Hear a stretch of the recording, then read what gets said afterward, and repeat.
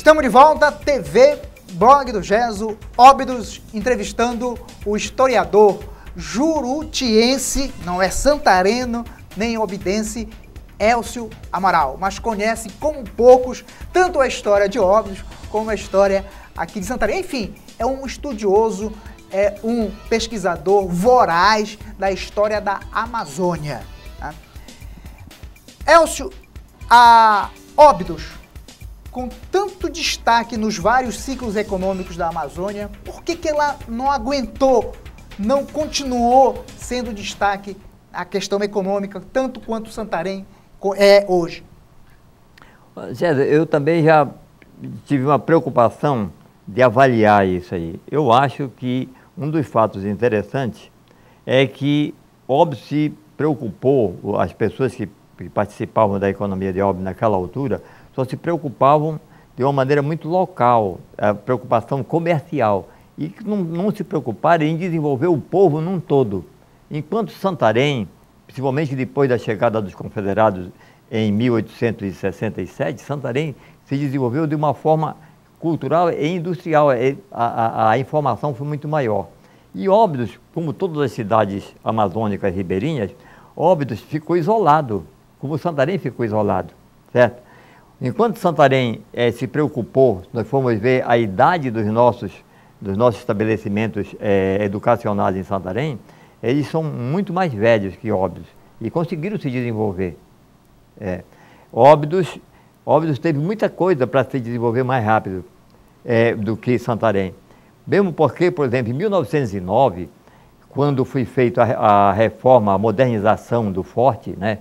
Óbidos foi a cidade mais importante da Amazônia.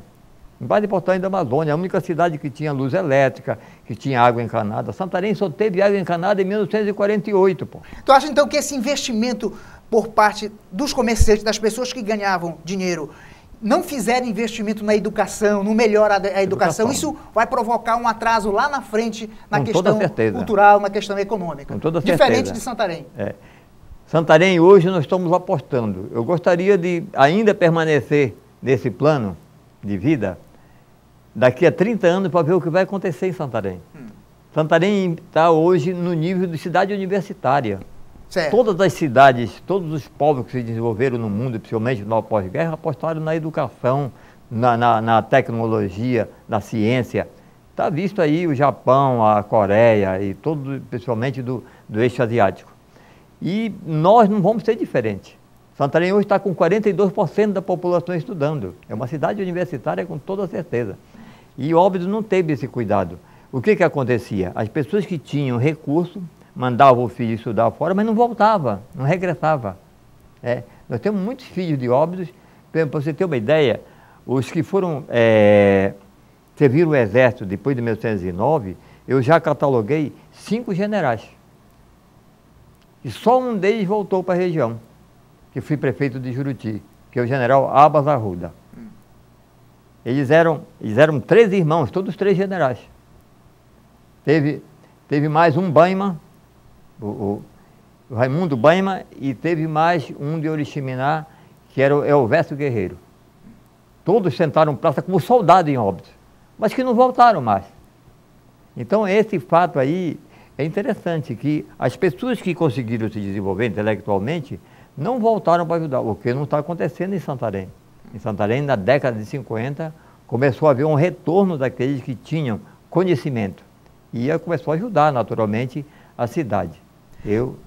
A tua ligação com Óbidos atualmente continua? Sempre vai em Óbidos? Não tão intensa quanto naquela época, mesmo porque eu me aposentei, a minha relação, as minhas atividades não têm assim uma relação muito mais íntima e intensa como era. Mas quando nós fomos lojistas, ainda ganhamos um título popular, que a Casa Paraense era o consulado de Óbidos. Lá se resolviam todos os problemas de Óbidos, né? Eu sempre falo para a turma, eu era remetido para lá tudo que me pediu. Nunca alguém ficou me devendo um centavo. Ia do buquê de flores à urna funerária. Tudo que pediam ia. E naquela época os transportes também eram muito pequenos, né? e tínhamos que usar o avião por causa disso, mas era muito interessante. Para mim é uma muita satisfação. Quem é que tem a cara de Óbidos? Qual é uma pessoa, homem, mulher, que tenha a cara de Óbidos? Muitas pessoas defendem Óbidos, infelizmente não estão lá. Eu acho que eu aplaudo um que tinha toda a condição de viver fora de Óbidos, mas ele voltou para Óbidos e está lá, que é Haroldo Heráclito da Silva, que é o ex-prefeito. E está lá ajudando a organizar a parte cultural, né, e literária de Óbidos. Eu acho interessantíssimo. Ainda não tive a oportunidade de falar com ele, que eu quero dar os parabéns, porque precisa uma pessoa. Lá tem muita gente que tem muito interesse de ver a história de Óbidos bem divulgada, bem desenvolvida. Infelizmente, Óbidos, por ser uma cidade ribeirinha, continua um pouco isolada, né? E não se desenvolveu, na área da indústria, né? Nós observamos hoje que o Rio Amazonas, ou os rios de uma maneira geral, não são um meio de transporte e comunicação mais importante. Mesmo não precisando de tapar buraco, de fazer nenhuma conservação, eles não oferecem condições suficientes para um desenvolvimento efetivo. As cidades, as vilas que foram instaladas ao longo da Transamazônica hoje têm muito mais importância econômica e social. Do que o Rio, do que as que foram instaladas no E Rio. uma outra coisa com relação a Óbidos aí.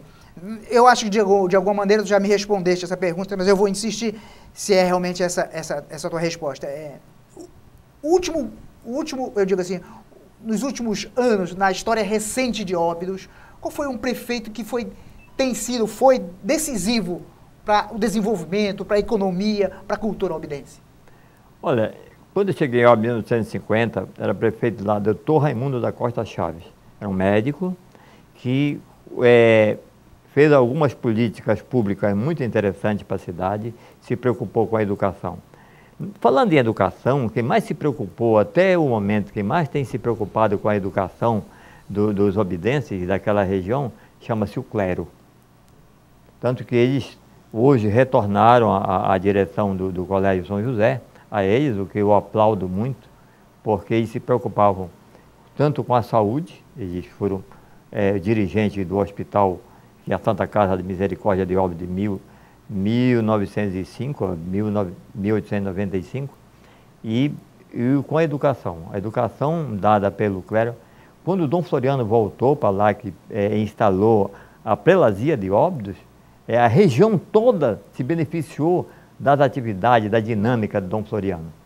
Todas as cidades da prelazia de Óbidos, aí da Calha do Amazonas, receberam um curso ginasial. Elcio, Óbidos também é famosa pela sua gastronomia. O que só se come lá em Óbidos e que tu te lembra muito quando tu está à frente de uma mesa, fazendo uma refeição, e tu te lembras de Óbidos em termos de gastronomia? Olha, uma delas é o nosso jaraqui. Nosso jaraqui é famoso, existe o Festival de Jaraqui, mas tem lá coisas muito interessantes, por exemplo, os docinhos de castanha. Ainda conheci... Esse docinho de castanha é famoso. Muito famoso. E outra coisa é a geleia de cacau. Cacau era tanto que as pessoas começaram a industrializar. O Benchimol fala numa obra dele dos produtos caseiros que eram exportados de Óbidos, que era o docinho de castanha, tamarindo, exportado, todo confeitado, e não podemos esquecer o palmari. O palmari que foi consagrado em Santarém, e também na exposição na França e na festa do centenário da independência do Brasil, ele iniciou em Óbidos, porque as atividades econômicas de Óbidos, principalmente o cacau, eram todas comandadas por famílias de origem hebraicas. E eram os bentes que comandavam os cacauás. E aproveitavam, faziam o aproveitamento desses resíduos do cacau, que era fazendo o palmari e fazendo a geleia. Isso aqui tinha importância, era exportado para todo o Brasil. Eles tinham dificuldade na geleia com embalagem. E tinha um cidadão lá, um artífice muito interessante, o o seu Chico Santos, que fazia de flande, fazia as embalagens com um tampo de vidro para aparecer as artes que eram colocadas nas geleias. Uma última pergunta. Como o teu viés das tuas pesquisas históricas são mais no viés econômico, né?